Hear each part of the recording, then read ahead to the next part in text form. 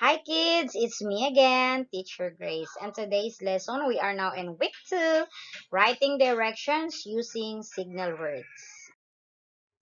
Signal words. It introduces the steps in a process or a sequence of events.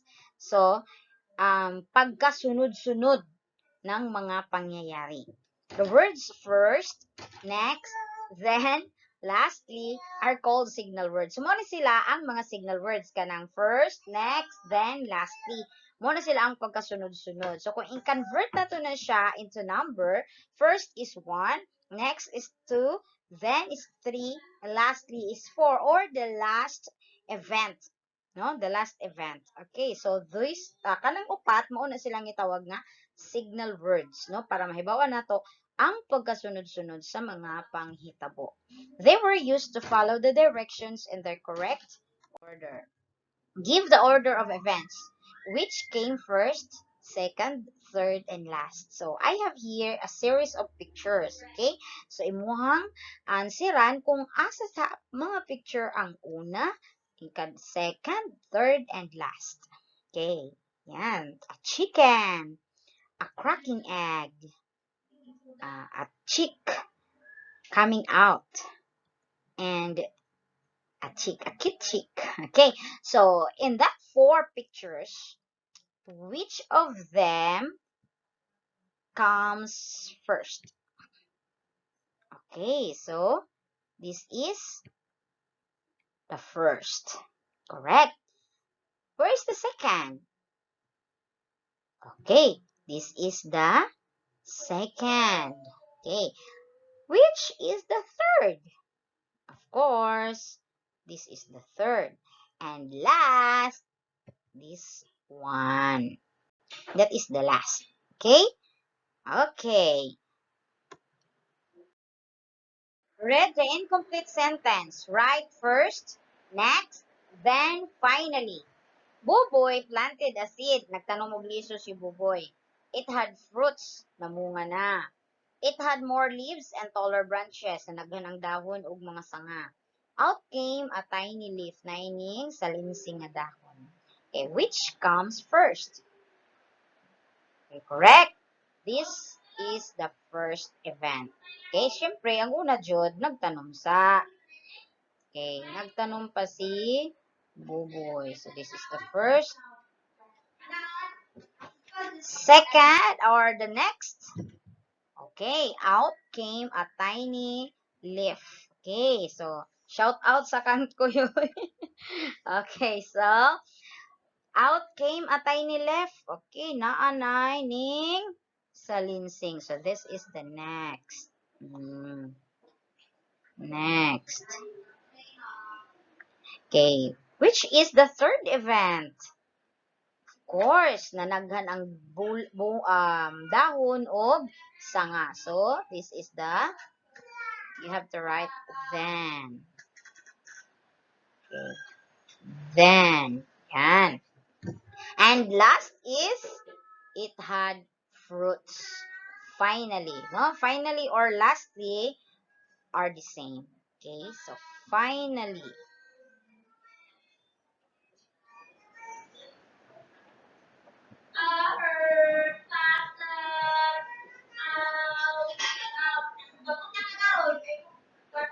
Okay, so that's it.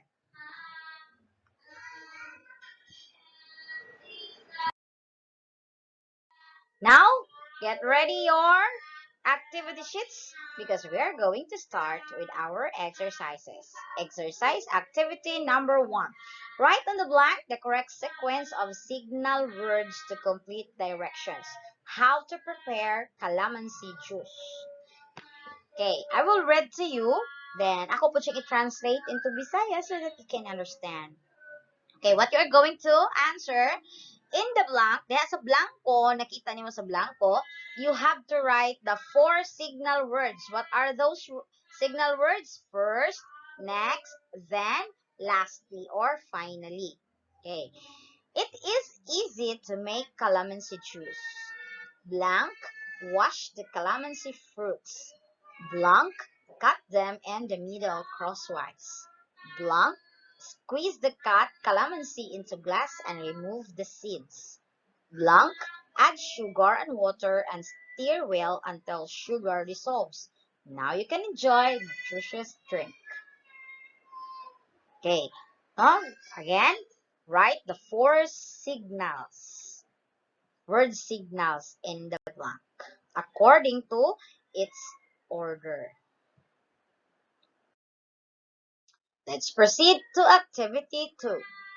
Arrange the directions in the correct order. Write numbers 1 to 4 in the blank. So, kung kagaina, signal words ang atong isulat sa blanco, this time, number na po ang atong isulat. No? 1 up to 4. Number ang isulat sa activity 2, ha? Okay, how to make an eggplant omelette. Kanang tortang talong. Saan na nato paghimo? Pagluto. Okay. Oops, take note. Naay mga signal words. Naay mga signal words. Ang signal words, maghatag sa imuha og clue kung asa diya ang una, ikaduha, katulo, and last. No? Take note of the signal words. So, here is the signal words. Yan. Those are the signal words.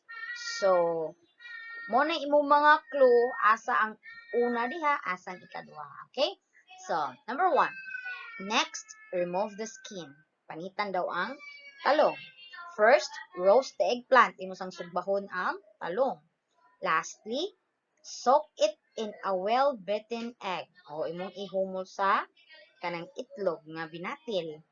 Then, press the eggplant on a plate. Ibutang nimo sa plato, imuhang i-press, imong ipalapad, no? Ang eggplant dito sa plato.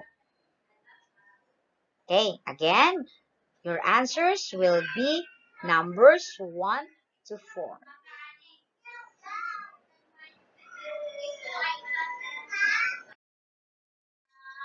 Activity 3. Anyway, kung wala mo kapas, again, you can go back to my video so that you can follow me. Okay. Activity 3. Write the directions on how to cook crabs using signal words. Here are the steps on how to cook crabs. Magluto na po daw og crabs. So, write it in correct order. Okay? So, this time, isulat na nimo ang mga steps. Okay? Asa man diha ang mga steps? So, these are the steps. This one, this one, this one, and this one. Kanang upat, those are the steps in cooking crabs. Kuha na siya, bungkag na siya, wala pasunod-sunod. So, ikaw ang magpasunod-sunod in accordance to the signal words. First, next, then lastly. Kaya akong bisayaon. Sprinkle dash of salt and put them in a pan with a little amount of water. So, imo dang kanang anaan og asin ang crabs, tapos ibutang sa kaha with a little amount of water. Butangan daw mo gamay tubig. Wash the crabs. Hugasan sa nimo ang crabs. Take the cooked crabs out of the pan. Imo dang haunon ang naluto na nga crabs. Cover the pan and cook for about 25 minutes. So, imusang takluban ang kaha o palutuon nimo ang crabs for about 25 minutes. Sige. Ang imong isuwat diha asa first, asa diha ang una na hitabo, asa ang una dapat nga step sa pagluto og crab. So, example, kanang sprinkle dash of salt ba? So, isulat jud nimo diha ang sentence, no? Ang instruction jud ha, ang isuwat, no? Kana gyud sila kani gyud tanan. Kana gyud sila. Okay, akong baglitan para makita ninyo. Ayan, kana gyud sila mismo. Ana huroto na nimo og kopya, then you write it here. Ana diha. Diha ninyo siya isulat. Okay? So watch. Be careful with the signal words. Okay, kids? So I hope you understand my instruction.